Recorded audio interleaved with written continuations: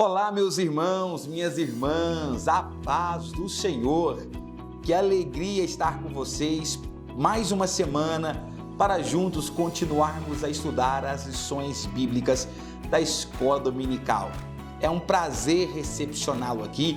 Fique à vontade. O canal ADMP TV é um canal de bênçãos para a sua vida. E antes de nossa aula começar, nós queremos fazer um convite para você. Verifique se você já é um inscrito aqui no nosso canal. Se você ainda não se inscreveu, faça isso agora. Clique no botão inscrever-se, ative o sininho, ative a opção todas e não perca nenhuma novidade. Aqui você encontra cultos ao vivo, congressos poderosos, subsídios teológicos, podcasts, louvores e muito mais conteúdo que com certeza irá edificar a sua vida espiritual. Então não perca tempo. Ajude-nos também divulgando esse link para o máximo de pessoas que você conhecer. Mande pelas redes sociais, compartilhe no seu Facebook, no seu WhatsApp, no seu Telegram, no Instagram, naquilo que você tem condição de ajudar-nos a alcançar muito mais pessoas. Hoje nós iremos para a segunda lição do primeiro trimestre de 2024 e é uma alegria tê-los aqui. Bem-vindo, bem-vinda, o programa Escola Bíblica Dominical já está no ar.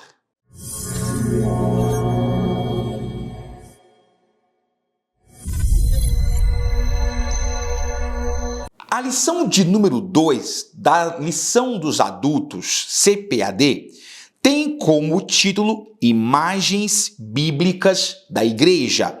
O nosso texto áureo encontra-se em 1 Pedro, capítulo de número 2, versículo de número 9, e diz assim a palavra do Senhor: Mas vós sois a geração eleita, o sacerdócio real, a nação santa, o povo adquirido, para que anuncieis as virtudes daquele que vos chamou das trevas para a sua maravilhosa luz. Nossa verdade prática nos diz: por meio de cada imagem que retrata a igreja, o Espírito Santo revela-nos o quão gloriosa ela é. Muito bem, nós temos a nossa leitura bíblica em classe, que está em Efésios, capítulo 5, indo do versículo 25 até o versículo de número 32, e também 1 Pedro, capítulo 2, versículo 9 e versículos de número 10. São textos em que você vai ver comparação da igreja com algumas figuras tipológicas que nós iremos apresentá-las aqui ao longo de nossa lição. É um texto imprescindível, nós não leremos agora, mas você claramente deve fazer essa leitura em sua casa. Seja você aluno, seja você professor, professora, é importante que você medite na leitura bíblica em classe. Muito bem. E nós vamos então para o comentário geral dessa nossa segunda aula. Vamos fazer uma retrospectiva aqui e lembrar a vocês que na lição de número 1 nós apresentamos o conceito de igreja. Nós vimos que esse conceito pode ser visualizado de duas maneiras. O primeiro conceito como igreja visível e igreja invisível. A igreja visível são aquelas igrejas denominacionais. E ela é formada por joio e por trigo misturado. Pessoas das mais diferentes matizes e das mais diferentes formas litúrgicas compõem o que nós chamamos de igreja visível.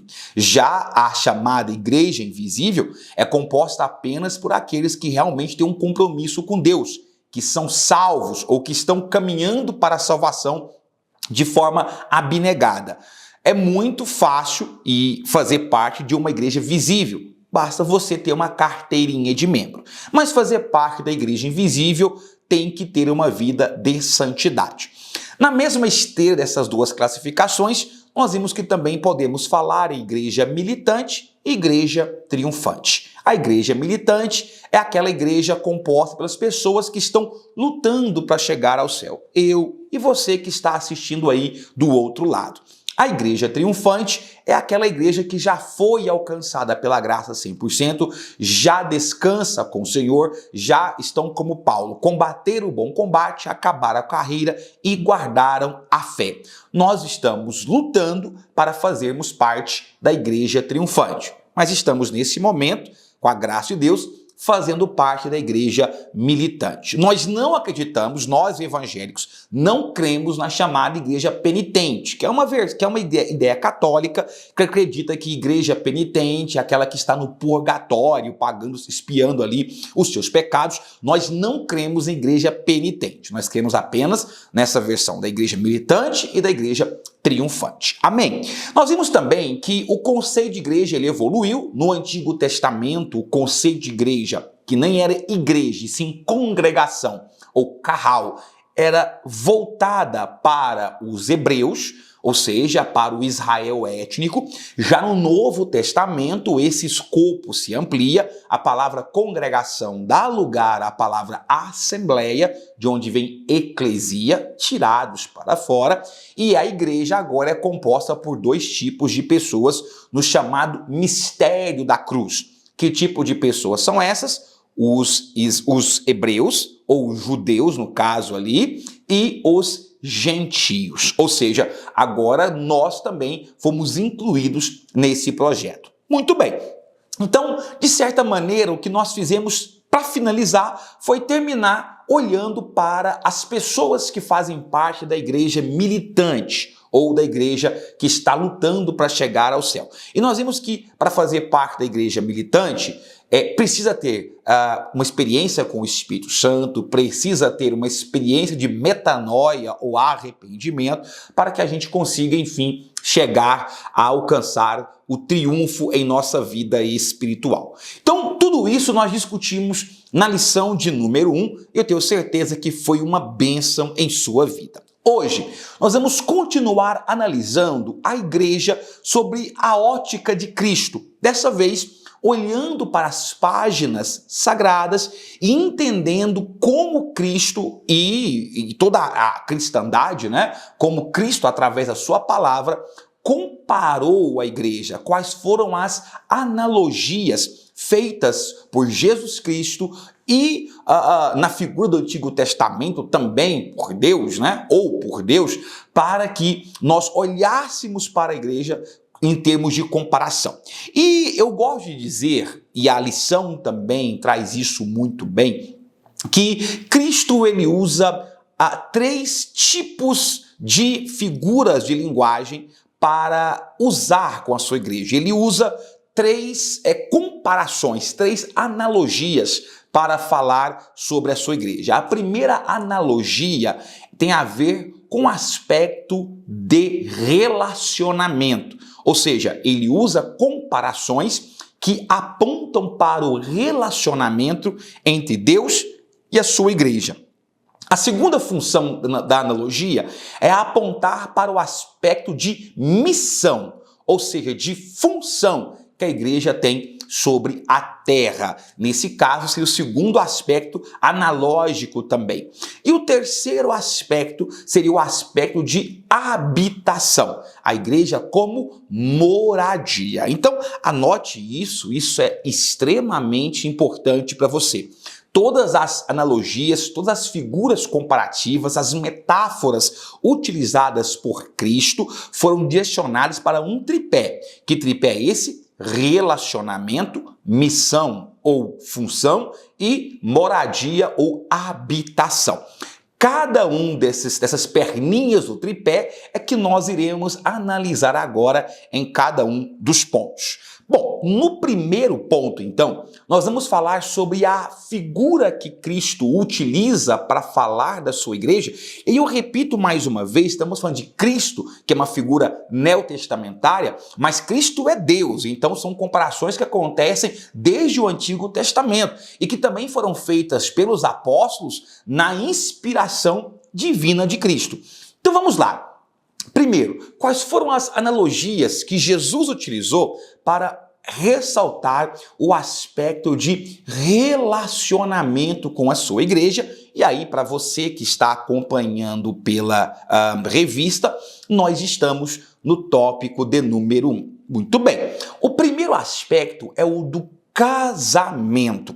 Você vai perceber que ao longo da Bíblia Sagrada, especificamente do Novo Testamento, várias passagens, o bom mestre, seja através de um discurso direto em suas parábolas, seja inspirando os apóstolos a escrever, várias vezes a palavra noivo, esposo, noiva, casamento, bodas do Cordeiro foram usadas na Bíblia para exemplificar a relação que existe entre Deus e a igreja. E essa é uma figura de linguagem, essa é uma metáfora extremamente interessante de analisar devido ao seu intrínseco valor cultural, social e teológico. Eu explico melhor. Bom, vamos olhar para o ponto de vista do casamento. Como era o casamento judeu, né? No sentido legal da palavra. Não vou nem abordar o aspecto litúrgico, porque senão nós teríamos uma aula só sobre esse tópico. Mas basicamente, no casamento, o noivo, ele tinha 3 responsabilidades, ou 3 etapas a serem cumpridas. A primeira etapa, tanto o noivo quanto a noiva assinavam um documento em que garantiam que eles estavam separados um para o outro. Esse documento era chamado de ketubá. O ketubá era uma espécie de casamento civil, digamos assim. Os noivos ainda não se conheciam, eles ainda não haviam passado a morar juntos. O noivo não tinha nenhum relacionamento com a sua noiva no sentido sexual ainda, mas já havia um documento firmando que um pertencia ao outro. Portanto, tinha essa cláusula a ser escrita. E uma das cláusulas desse documento, dentre as várias cláusulas que ele tinha, era o chamado erumim. O que era o erumim, ou exumim? Era uma cláusula chamada cláusula de fidelidade. O que ela dizia? Ela falava o seguinte, olha, a partir de agora, a noiva precisa esperar o regresso do noivo em fidelidade. Ou seja, ela não tinha mais autorização, ela não podia mais se relacionar com outra pessoa, nem ter olhos para outra pessoa, assim como o noivo também não, e ela deveria esperar até a data marcada, até o momento preciso, em que o noivo voltaria para assumi-la de vez. Quando o noivo voltasse, ele pagaria o dote da noiva, que era caro, por sinal, um dote valioso para o pai da noiva, e aí sim ele a recepcionaria como esposa, finalizaria todos os trâmites do casamento, as festas, a consumação do conhecimento pessoal e íntimo, até então temos a figura consolidada do casamento. Quando Jesus usa a expressão do casamento, então existem 2 coisas que ficam evidentes aí. A primeira é que há uma cláusula assinada, há uma relação de fidelidade que deve ser postulada entre a noiva e o noivo. Quando Jesus usa a figura de linguagem, ele ressalta 2 coisas importantes. O casamento, dentro do contexto da igreja, dentro do contexto da eclesiologia, ele aponta para 2 aspectos. Primeiro, o aspecto de aguardar. Aguardar o quê? Aguardar o noivo voltar, o noivo retornar. Em Mateus capítulo 24, existe uma outra palavra análoga a esse aguardar, que é vigiar. O próprio Cristo disse, vigiai, pois não sabeis a hora em que o Filho do Homem voltará. Essa expressão é interessante porque quando você fala vigiar e aguardar, significa que nós devemos a todo momento estar esperando o regresso do noivo. Igreja genuína só é igreja se aguarda a volta do noivo. Aliás, se ela é genuína, Consequentemente, ela está constantemente aguardando o noivo chegar. E digo mais, não apenas aguardando o noivo chegar, como clamando, dizendo: Maranata, Maranata, ora vem meu noivo, ora vem Senhor Jesus. E a segunda coisa a ser pontuada na analogia do casamento é que havia o erumim. Lembra que eu disse agora há pouco? Ou seja, é necessário que haja fidelidade. Nós não podemos esperar Jesus voltar, o noivo voltar, o esposo voltar, aguardando de qualquer maneira a sua volta, nos relacionando com o mundo, nos relacionando com falsos ídolos, nos relacionando com falsos deuses, com uma moral impiedosa. Não, nós devemos aguardar a volta do noivo, e a cláusula do casamento diz isso, de forma fidedigna, de forma fiel. Olha que coisa importante, olha que maravilha nós encontramos esse texto. É bom lembrar que ora é comparado ao noivo, ora é comparado à esposa, noiva e esposa. No hebraico, principalmente, é essencialmente a mesma palavra, mas tanto noiva quanto esposa fazem parte da figura do casamento e estão aplicadas dentro desse contexto que eu acabei de falar.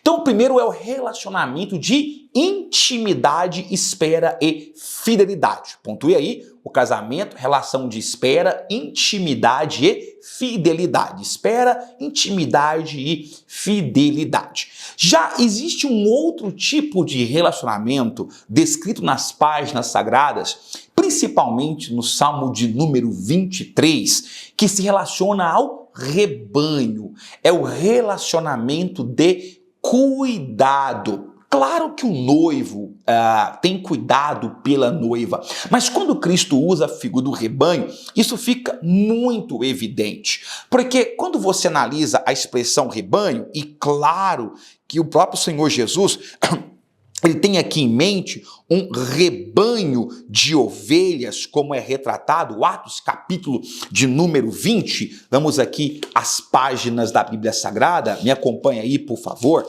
Atos capítulo de número 20, versículo de número 28.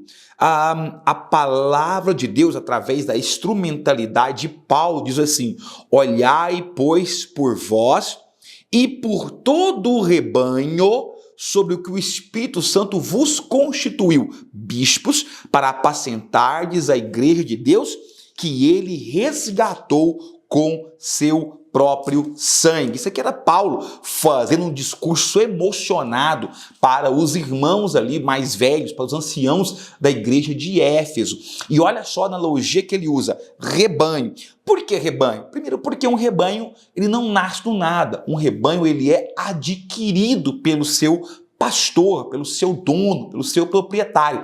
E o Senhor nos adquiriu. E não foi com um pagamento pecuniário, não foi com um pagamento simples, financeiro, dinheiro, ouro, prata, não. Cristo nos adquiriu, adquiriu seu rebanho através do sangue puro vertido na cruz do Calvário. E mais além de nós comentarmos sobre a questão do preço pago, vem a questão do cuidado. O pastor, ele dorme com a ovelha, ele coloca a ovelha no aprisco, ele a mantém protegida dos lobos vorazes que querem tragar esta ovelha, que querem matar as feras do campo, que querem destruir a vida deste rebanho. E aí nós entendemos então que o cuidado de Deus também está relacionado à proteção nossa, a nos guardar. O guarda de Israel não dorme. O Senhor protege a sua igreja, o Senhor cuida do seu rebanho. Amém? Então esses três tópicos aqui, esses dois tópicos que eu acabei de abordar, pode ser três, né? Noivo, esposo, noiva, esposa e agora rebanho, estão ligados a comparar a questão do relacionamento. Mas nós também temos a questão da função, porque nós fomos chamados para exercer uma função. Nós não fomos chamados como igreja para ser um vaso de enfeite e não fazermos nada. Existe uma função a ser atribuída nesse contexto. Bom, Israel, Que função é essa? E aí está intimamente relacionado com o texto que nós lemos lá em 1 Pedro, me acompanha aí, por favor, em 1 Pedro, capítulo 2, versículo 9 e 10. Tá? Mas vós sois geração eleita, sacerdócio real, nação santa, povo adquirido, para que anuncieis as virtudes daquele que vos chamou das trevas para a sua maravilhosa luz. Veja, primeira coisa, eu quero que você observe o seguinte: geração eleita. Nós conversamos na aula passada, fizemos uma leitura bíblica em que a própria palavra de Deus nos diz que nós somos eleitos desde antes a fundação do mundo. Geração não tem um prazo fixo, determinado nas páginas bíblicas. Existem pessoas que defendem 100 anos, tem pessoas que defendem um prazo de 1000 anos, outros defendem que seja os parentes em primeiro grau, mas isso não importa. O que importa é que ele está dizendo que essa geração, os tempos de agora, foram escolhidos, tá? Foram eleitos por Deus. Eleitos para o quê? Para a salvação. Claro que nós não estamos falando aqui de uma eleição fatalista, mas todos aqueles que aceitaram a Cristo e estão trilhando o caminho da salvação estão eleitos para a morada celestial. E aí, ao mesmo tempo de geração eleita, eu quero aproveitar e fazer uma comparação com outros dois tópicos, que é nação santa e povo adquirido. Nação e povo são coisas um pouco diferentes, né? Existem, a palavra nação, apesar de ter um sentido muito mais amplo, normalmente ela é aplicada em cima de um grupo de pessoas que tem um sistema de governo, uma terra e um povo. Então, nação tem que ter terra, povo e sistema de governo, tá? Então, quando Deus fala que nós somos a nação santa, ele está dizendo: vocês são povo porque vocês são geração eleita, que eu separei. Vocês têm governo, porque é eu que governo sobre vocês, é eu que domino sobre vocês, mas vocês também têm uma terra prometida, que é a Jerusalém celeste. Então, nesse contexto é que nós somos nação. Nós temos um governo. Quem é o nosso governo? O Senhor Sabaó, o Senhor da guerra, o nosso Deus que peleja por nós. Ele é o nosso governo. Somos a igreja, né? Ela é teocrática. Por outro lado, nós também temos um povo, que somos nós, separados por Deus, eleitos, a geração eleita, concordando com a parte A do versículo. E, finalmente, temos terra, porque estamos caminhando para a Jerusalém celestial. Mas observe que o próprio Pedro, ele faz um adendo, ele diz assim: mas não é só isso, povo adquirido. Poxa, Israel, mas ele já não falou de povo quando fala em nação? Sim, mas a ênfase aqui não é para o povo, a ênfase aqui é para o adquirido. Porque Pedro está fazendo força e questão de mostrar que existe aqueles que fazem parte deste povo por escolha, por desígnio divino, em sua presciência, como foi o caso do povo de Israel, que foram escolhidos por Deus em sua atribuição presciente, mas aqueles que foram comprados e lavados no sangue do Cordeiro, que são os gentios. Então, quando ele fala povo adquirido, ele está descrevendo a universalidade do chamado de Deus para fazer parte desta igreja, para fazer parte de quem vai morar com o Senhor na glória. E, finalmente, uma das coisas que eu acho mais linda é quando ele fala que vocês são povo, sacerdócio real. Veja, sacerdócio aqui significa duas coisas. Primeiro, o sacerdote, ele servia como intermediário entre Deus e o povo. E agora, essa intermediação acabou e foi colocada dentro de nós. Nós temos acesso direto ao santuário de Deus, onde nós podemos derramar sobre ele as nossas ofertas, onde podemos louvá-lo e adorá-lo o tempo todo. Por isso a expressão sacerdócio, no sentido de que temos livre acesso à presença de Deus. E ao mesmo tempo, no sentido de culto, porque o sacerdote, ele oficiava no templo, ele tomava conta do culto ali no templo. Então hoje nós cuidamos do culto, adoramos a Deus diretamente, somos responsáveis por nossa adoração, por nossa consagração e o nosso clamor a Deus. Ou seja, nós somos sacerdotes e não é qualquer sacerdócio. É sacerdócio real. Gente, isso aqui é tão importante porque o mestre está nos colocando em termos de comparação como uma centelha do próprio Deus, porque lembra que quem era rei e sacerdote é Cristo. Então ele está dizendo assim, ó, vocês estão compartilhando como igreja de uma estrutura do próprio Cristo. E isso vai ficar mais claro no tópico 3, tá? Quando nós analisarmos esse tópico 3 na figura do corpo de Cristo. Então, olha como isso é importante para descrever a nossa função. E finalmente, irmãos, quando ele fala separados para quê? Porque tem uma missão aí, veja, vós que fossem chamados para anunciar as virtudes daquele que vos chamou das trevas para a sua maravilhosa luz. Aí nós temos uma outra missão, e que missão que é essa? Anunciar as virtudes, anunciar o amor de Deus, anunciar a graça de Deus, anunciar a vontade do Pai, o Evangelho para todas as nações, dizendo Deus transforma, porque ele fala daquele que vos chamou das trevas para a maravilhosa luz. A função maior da igreja aqui na terra é pregar a palavra do Senhor, anunciar as verdades do Evangelho. E eu não posso deixar de passar essa questão da função sem falar do corpo, que nós começamos agora a abordar. Porque quando ele fala corpo de Cristo, que é talvez uma das imagens mais fortes colocadas na Bíblia, para isso você pode me acompanhar aqui, numa leitura bíblica na carta de Paulo aos Coríntios, a primeira carta de Paulo aos Coríntios, o capítulo de número 12, em que ele vai dizer assim, no versículo também de número 12, né, que tem como epígrafe a unidade dos membros do corpo. Porque, assim como o corpo é um e tem muitos membros, e todos os membros, sendo muitos, são um só corpo, assim é Cristo também. Então, aqui, veja como isso é importante. Nós somos colocados, inseridos no corpo de Cristo.